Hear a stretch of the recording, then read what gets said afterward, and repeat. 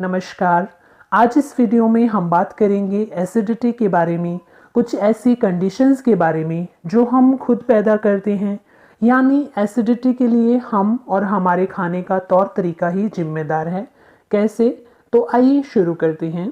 आज का समय एक ऐसा समय है जिसमें लगभग हर कोई हर एक मौसम में हार्ट बर्न या एसिडिटी का सामना कर रहा है।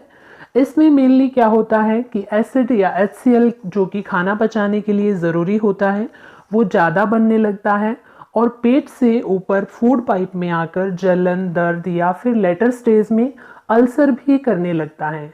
इसका मेन कारण है कि एक तो एसिड का नेचुरली ज़्यादा बनना, सेकंड है कि जो खाना पीना हम कर रहे हैं उसमें एसिडिक कंटेंट ज़्यादा होना। ऐसे कंडीशन में पेट का HCl और खाने की एसिडिटी दोनों मिलकर हार्ट बर्न की प्रॉब्लम को पैदा करते हैं। पुराने टाइम में ये सब प्रॉब्लम इतनी नहीं होती थी, लेकिन आजकल छोटी उम्र से ही परेशान करती है और दूसरी और बहुत सारी प्रॉब्लम्स को जन्म देती हैं। इसका मेन कारण है कि आजकल हवा, पानी, खाना पीना, नींद, कपड़े सभी एसिडिटी के लिए रिस्पॉन्सिबल हैं। सबसे पहले पानी की बात करें तो कोई भी आजकल नेचुरल पानी नहीं पीता है, टोटली आर्टिफिशियल पानी पर डिपेंड हो रखे हैं। RO का पानी है, क्लोरीनेटेड पानी है या फिर फिल्टर्ड पानी है, सभी जो है वो एसिडिटी के लिए रिस्पॉन्सिबल हैं। पानी पीने के रूल्स की डिटेल वीडियो हमने बनाई है, आप उसे जाकर देख सकते हैं। आजकल एसिडिटी के पेशेंट को एडवाइस दी जाती है कि ज़्यादा से ज़्यादा पानी पिएं, इससे एसिडिटी कम होगी। लेकिन ध्यान रखें कहीं एसिडिटी ठीक करने की बजाय आप इंडाइजेशन या फिर और प्रॉब्लम्स के शिकार ना हो जाएं। जिस मिट्टी में हम रहते हैं या फिर जहाँ का अन्न खाते हैं या जहाँ हम पानी पीते हैं, उसी pH की ज़रूरत हमारी बॉडी को होती है। इसलिए एक नॉर्मल pH का पानी जो है वो हमें पीना चाहिए। अगर हम देखें कि pH क्या है, तो pH एसिडिटी को मापने की एक इकाई है। अगर pH 7 से कम होती है तो उसको एसिडिक कहते हैं, अगर pH 7 से ज़्यादा है तो उसको एल्कलाइन कहते हैं। pH नापने का एक स्केल होता है जिससे पता चलता है कि कोई भी लिक्विड जो है वो एसिडिक है या फिर एल्कलाइन। खाने की बात करें तो नेचुरल हीट पर खाना बनाने से उसकी pH जो है वो बैलेंस रहती है, लेकिन हम लोग गैस या बर्नर की हाई फ्लेम पर खाना पकाते हैं। हाई फ्लेम के बावजूद हम इसको खुले बर्तन में नहीं पकाते, कुकर या फिर ढक्कन बंद बर्तन में खाना पकाने पर पानी की भाप वापस उसी बर्तन में इकट्ठी होती रहती है, जिसकी वजह से खाना और ज़्यादा एसिडिक हो जाता है। इतना ही नहीं, खाना जब दोबारा गर्म करके खाते हैं तो वो और ज़्यादा पकने की वजह से और पानी और ज़्यादा उड़ जाने की वजह से ड्राइनेस होकर के खाने की pH जो है वो गड़बड़ हो जाती है। इसके अलावा मोस्टली एल्यूमिनियम या स्टील के बर्तन में खाना पकाने से भी प्रॉब्लम बढ़ती है, क्योंकि इसमें खाना एकदम से गर्म होकर एकदम से ठंडा होता है, जिससे पानी जो है वो प्रॉपरली ना उड़ने की वजह से pH जो है वो बिगड़ जाती है। इसलिए मिट्टी के बर्तन में नेचुरल हीट यानी चूल्हे पर बिना ढके बनाया गया खाना कुछ हद तक नॉर्मल pH का होता है।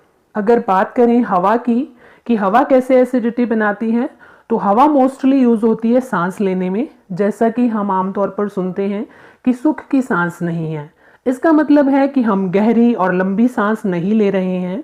हमारे सांस लेने के तरीके से भी एसिडिटी कम या ज़्यादा होती है। बॉडी में जब ऑक्सीजन अंदर जाती है और CO2 बाहर निकलती है, तो CO2 की फॉर्म में एसिडिटी बाहर निकलती है और ऑक्सीजन की फॉर्म में अल्कलाइन कंटेंट बॉडी के अंदर जाता है। सो अगर आप गहरा और लंबा सांस लेते हैं तो डायरेक्टली अपने शरीर की एसिडिटी को कम करते हैं। इसलिए सुख का सांस का डायरेक्टली मतलब है हेल्दी सांस। इसके अलावा आजकल की घर गृहस्थी की बात करें तो घरों के डिज़ाइन इस तरह के हो गए हैं कि डायरेक्टली खुली हवा और धूप हमारी बॉडी तक नहीं पहुंच पाते। खुली हवा में हमारी बॉडी की एसिडिटी को कम करके बॉडी को नई एनर्जी फील होती है। धूप की बात करें तो सनलाइट में जो अल्ट्रावायलेट रेज होती हैं उनसे हमारी बॉडी विटामिन D की फॉर्मेशन करती है, जिससे बॉडी के बहुत सारे हार्मोन्स केवल और केवल सनलाइट से ही एक्टिवेट होते हैं। डायरेक्टली सनलाइट में जाने से पसीना या एक्स्ट्रा वाटर कंटेंट बाहर निकलता है, जिसके साथ में बॉडी की एक्स्ट्रा या बेकार मिनरल्स बाहर निकलकर बॉडी की pH को मेंटेन करने में हेल्प करते हैं। इसलिए एक्सरसाइज बॉडी के लिए हेल्दी कही जाती है, क्योंकि जो भी एक्स्ट्रा वाटर या पानी में जो एक्स्ट्रा नमक कहें या मिनरल होते हैं वो बाहर निकल जाते हैं और शरीर में पानी शुद्ध होता है और बॉडी की पीएच जो है वो नॉर्मल होती है। इसलिए बहुत ज़्यादा नहीं तो केवल हल्की वॉक या एक्सरसाइज बॉडी को डिटॉक्स करने के लिए बहुत ज़रूरी है। स्किन को डिटॉक्स करने या स्किन की पीएच को सही करने के लिए हल्की वॉक या एक्सरसाइज ज़रूर करें। नींद की बात करें कि नींद कैसे एसिडिटी के लिए रिस्पॉन्सिबल है, तो खाना खाने के तुरंत बाद ना सोएं। आयुर्वेद कहता है कि खाने के बाद कुछ देर तक राजा की तरह बैठना चाहिए, यानी खाने को पेट में रेस्ट देना चाहिए ताकि जो भी डाइजेस्टिव एंजाइम हैं वो प्रॉपरली खाने पर रिएक्शन करके डाइजेशन को स्टार्ट कर सकें। इसके बाद 100 कदम तक पैदल चलना चाहिए। देखिए, आयुर्वेद में खाना खाने के रूल्स बहुत ही क्लियर बताए गए हैं। इसमें बताया गया है कि खाने के बाद में एक्सरसाइज करना या कोई हैवी काम करना कई बीमारियों का कारण कहा गया है, परंतु खाने के बाद में हल्की वॉक को हेल्दी बताया गया है। इसलिए ध्यान रखें कि खाने के तुरंत बाद कभी भी ना सोएं और खाने के बाद में एक्सरसाइज भी ना करें। खाने के बाद में हम मोस्टली दूध पीते हैं, तो ध्यान रखें कि खाना खाने और दूध पीने के बीच में कम से कम 2 से ढाई घंटे का गैप होना बहुत ज़रूरी है। अगर खाने के तुरंत बाद या आधा से 1 घंटे में ही हम दूध पीते हैं तो ना तो ठीक से दूध पचता है, ना ही खाना ठीक से पचता है। खाना खाने के बाद तुरंत या 3 घंटे के पहले कुछ भी खाना या दूध पीना आयुर्वेद में अध्यशन कहा गया है। इंडाइजेशन और पेट की बीमारियों का कारण भी माना गया है। वैसे भी दूध के साथ में नमकीन चीज़ या नमकीन खाने के बाद में दूध पीना बीमारी का कारण कहा गया है। ऐसे अपोजिट चीज़ों को एक साथ खाना विरुद्ध आहार कहा गया है।